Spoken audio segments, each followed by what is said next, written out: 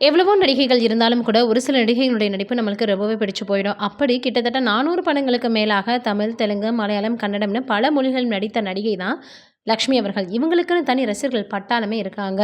சொல்லப்போனா சின்ன வயசுலயே பாட்டி கேரக்டரே நடிச்சு கலக்கியிருப்பாங்க. இவங்களுடைய அப்பா ஒய்விராவ், அம்மா ருக்மணி. அதேபோல வந்து பார்த்தோம்னா, நிறைய படங்கள்ல இவங்களுடைய அம்மா குமாரி ருக்மணி அவர்களும் நிறைய படங்கள் நடிச்சிருக்காங்க. கர்ணன், ஸ்ரீவள்ளி, கப்பலோட்டிய தமிழன் அப்படின்னு ரொம்பவே முக்கியமான கேரக்டர் நடிச்சு ஃபேமஸ் ஆனாங்க.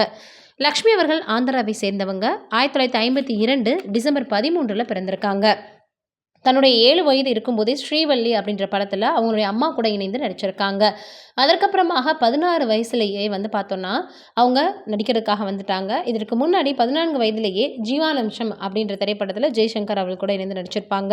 ஸ்கூலில் நிறைய வந்து பார்த்தோன்னா நடிக்க கூப்பிடுவாங்களாம். அப்போ அவங்களுக்கு பாவனை வரவே வராதான். அதற்கப்புறமாக தான் டான்ஸில் சேர்த்துருக்காங்க. ஆனால் டான்ஸ் சூப்பராக அவங்க ஆடி கலக்கியிருக்காங்க. அப்போ கேட்டிருக்காங்க, "ஏன் உனக்கு டான்ஸ் வருது, நடிக்க வரலையா?" அப்படின்னு. "நான் என்ன பண்ணுறது, எனக்கு வர்றதை தானே செய்ய முடியும்னு" சொல்லிட்டாங்களாம்.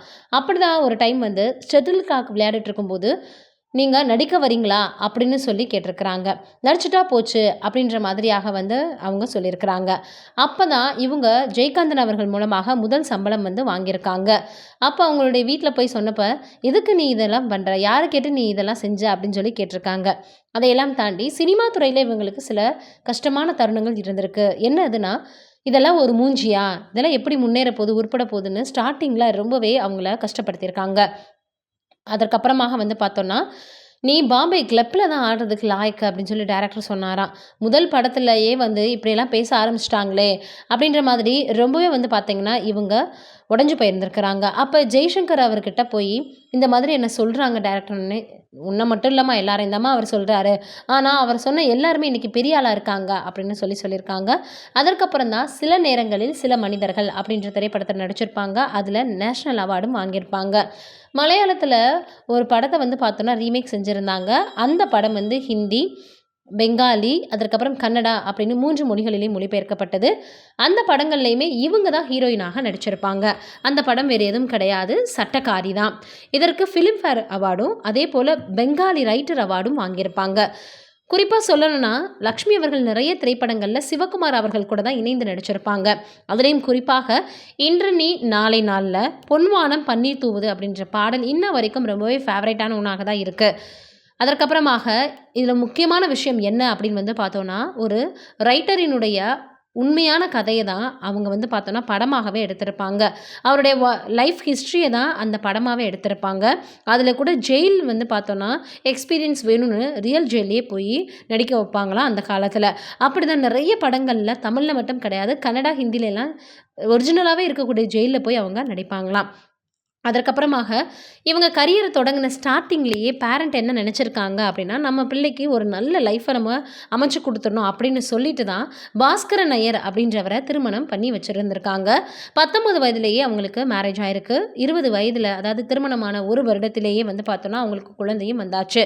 அவங்க தான் ஐஸ்வர்யா பாஸ்கர். இவங்களும் ஒரு நல்ல நடிகையாக தமிழ் சினிமாவில் இருக்காங்க. சவுண்டு சரோஜா அப்படின்னா அந்த கேரக்டரை யாராலையுமே வந்து பார்த்தோன்னா நெனச்சு பார்க்காம இருக்கவே முடியாது. அந்த அளவுக்கு மிகப்பெரிய அளவுல ஒரு ஹிட்டான கேரக்டர்ன்னு சொல்லலாம்.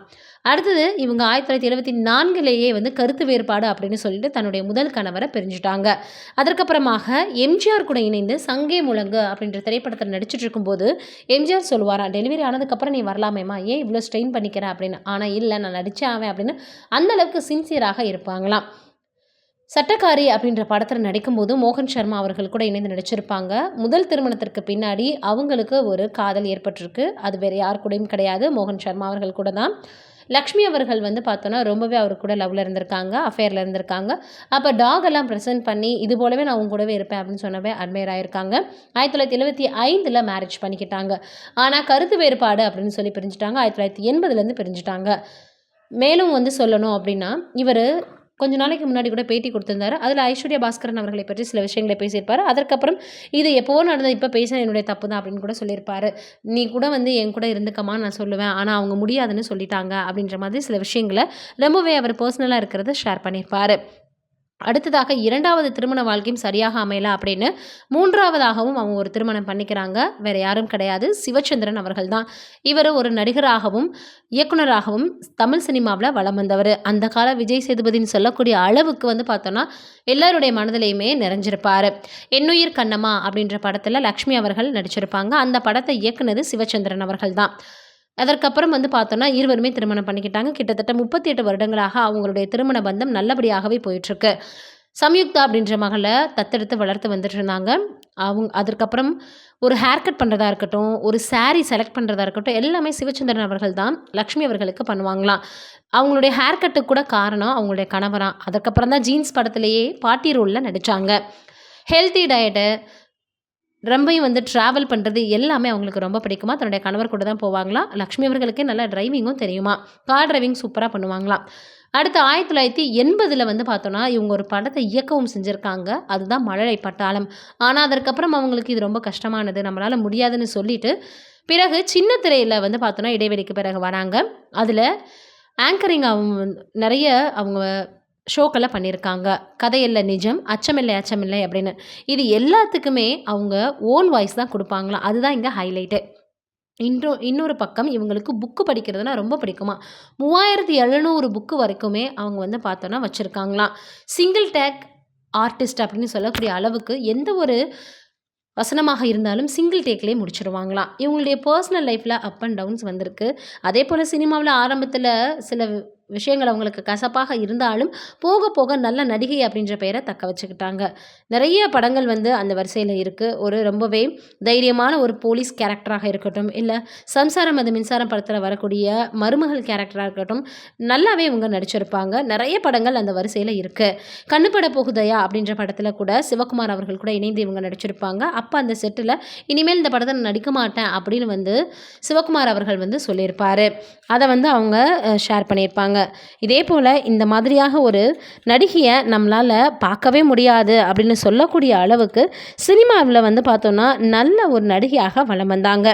தமிழ், தெலுங்கு, மலையாளம், ஹிந்தி அப்படின்னு மிகப்பெரிய அளவில் பெரிய பெரிய படங்கள் எல்லாம் நடித்து அவார்டுகளையும் வாங்கி குவிச்சவங்க தான் லக்ஷ்மி அவர்கள்.